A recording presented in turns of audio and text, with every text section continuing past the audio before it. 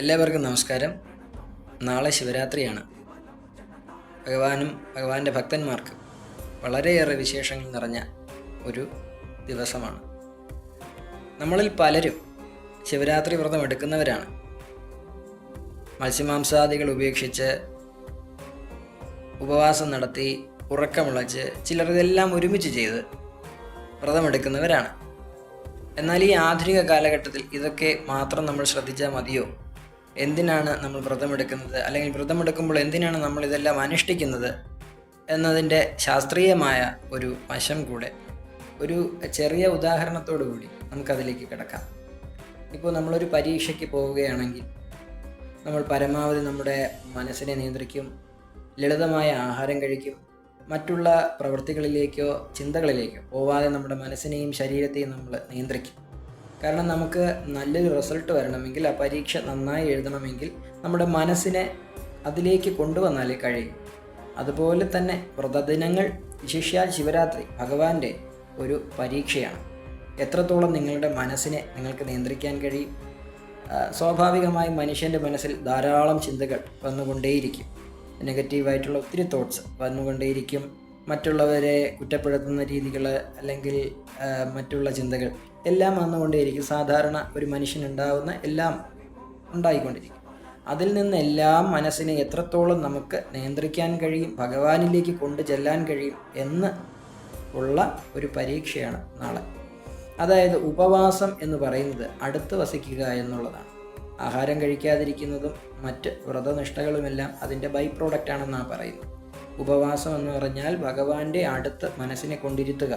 അപ്പോൾ പരമാവധി സത്യസന്ധമായി നാളെ വ്രതം എടുക്കുക. സോഷ്യൽ മീഡിയയുടെ ഉപയോഗം നിശേഷം ഒഴിവാക്കുക. മൊബൈലിൻ്റെ ഉപയോഗം പരമാവധി കുറയ്ക്കുക. അതുപോലെ പുറത്തു നിന്നുള്ള ഭക്ഷണം ഒരുപാട് കഴിക്കാതിരിക്കുക. മധുര പലഹാരങ്ങൾ, പിന്നെ എണ്ണപ്പലഹാരങ്ങൾ, അതുപോലുള്ള ഇതൊക്കെ ഒഴിവാക്കാൻ ശ്രമിക്കുക. അതുപോലെ നാളെ എല്ലാ ക്ഷേത്രങ്ങളിലും അന്നദാനം ഉണ്ടായിരിക്കും. അന്നദാനം സമൂഹ സദ്യയൊക്കെ ഉണ്ടായിരിക്കും. പക്ഷേ നമ്മൾ വയറ് നിറച്ചത് കഴിക്കാതിരിക്കുക.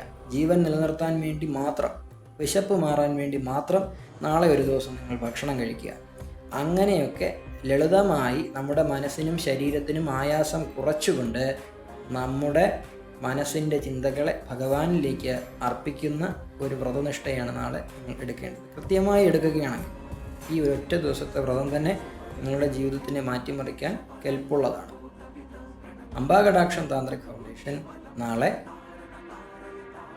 ഒരു പഞ്ചസഹസ്ര പഞ്ചാക്ഷരി ജപവും ശിവഗായത്രി ജപവും നടത്തുകയാണ്. 6 മുതൽ 8 വരെയാണ് ഞങ്ങൾ ഈ സമയം നിശ്ചയിച്ചിരിക്കുന്നത്.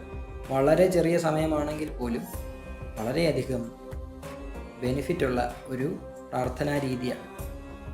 ഒരു ദേവൻ്റെ മന്ത്രം എന്ന് പറയുന്നത് ആ ദേവൻ്റെ തന്നെ അക്ഷരസ്വരൂപമാണ്. അപ്പോൾ ഓം നമഃ ശിവായ എന്ന പഞ്ചാക്ഷരി മന്ത്രം സാക്ഷാൽ മഹാദേവൻ തന്നെയാണ്. അത്തരത്തിൽ ആ മഹാദേവൻ്റെ പഞ്ചാക്ഷരി മന്ത്രത്തെ, മൂലമന്ത്രത്തെ 5000 സംഖ്യ ജപിക്കുക എന്നുള്ളതാണ് ഞങ്ങൾ മുന്നോട്ട് വയ്ക്കുന്ന ഒരു പദ്ധതി. നാളെ രാവിലെ 6-നും 8-നും ഇടയ്ക്ക് അംബാകടാക്ഷത്തിൽ നേരിട്ടെത്താൻ കഴിയുന്നവർക്ക് തീർച്ചയായും ഭഗവാന്റെ സാന്നിധ്യം മനസ്സിലാക്കി തരുന്നതിനുള്ള വഴികൾ ഞങ്ങൾ പറഞ്ഞു തരുന്നതായിരിക്കും. ഞങ്ങളോടൊപ്പം ഈ പ്രാർത്ഥനയിൽ പങ്കുചേരുകയും ചെയ്യാം. നമ്മുടെ കൂടെ നേരിട്ട് വരാൻ കഴിയാത്തവർക്ക് ഈ സാധന ചെയ്യുന്നതിൽ ബുദ്ധിമുട്ടില്ല. നിങ്ങൾ ചെയ്യേണ്ടത് ഒരു താന്ത്രികമായ ഒരു വശം ആണ് ഈ പറയുന്നത്. ശ്രദ്ധിച്ച് കേൾക്കുക. നിങ്ങൾ ചെയ്യേണ്ടത് ഒരു വിളക്ക് കത്തിച്ചു വെക്കുക.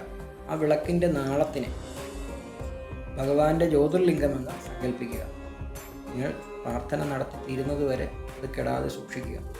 കഴിയുന്നതും ഒരു 5000 സംഖ്യയെങ്കിലും നമഃശിവായ പറയുവാൻ ശ്രദ്ധിക്കുക. നമഃശിവായ പറയുമ്പോൾ ഓം ഹ്രീം നമഃശിവായ എന്ന് പറയുക. നമഃശിവായയുടെ കൂടെ ഹ്രീം എന്ന ശക്തി ബീജം ചേർക്കുന്നത് വളരെ വളരെ വിശേഷമാണെന്നാണ് ആചാര്യന്മാർ പറഞ്ഞിട്ടുള്ളത്. ശിവരാത്രി വ്രതത്തെ സംബന്ധിച്ച് നിങ്ങൾക്ക് എന്തെങ്കിലും സംശയങ്ങൾ മാറ്റുവാനുണ്ടെങ്കിൽ തീർച്ചയായും കോൺടാക്റ്റ് ചെയ്യുക. അതിനുള്ള ഉത്തരം പറഞ്ഞു തരുന്നതായിരിക്കും. നല്ല രീതിയിൽ നാളെ സത്യസന്ധമായി ശിവരാത്രി വ്രതം അനുഷ്ഠിക്കാൻ എല്ലാവരും ശ്രമിക്കുക. എല്ലാവർക്കും നാളെ നല്ലൊരു ശിവരാത്രി ദിനം ആശംസിക്കുന്നു. ഓം നമഃ പാർവതിപതേ ഹര ഹര മഹാദേവ. അംബാകടാക്ഷം.